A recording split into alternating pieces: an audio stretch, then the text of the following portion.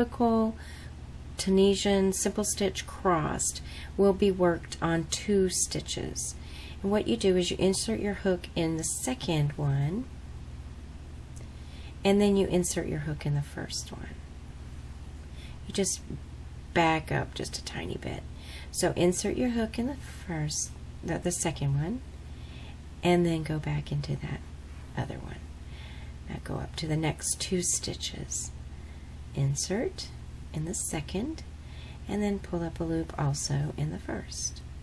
And this is just a regular crossed simple stitch, just a plain Jane crossed simple stitch. You're not trying to work backwards or anything, you're just trying to get in that first one and then just double back just a little bit, just reach back just a tiny bit to get under that first one that you skipped. So here are 2 of the stitches. Go into the second one, pull up a loop.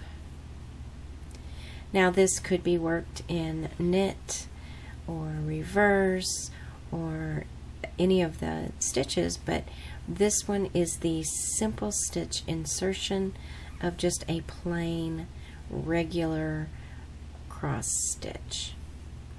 And when you close it, now you see those X's? That's where I crossed the stitches. That produces an X.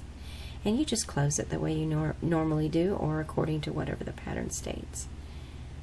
Those are the X's for the crossed stitch.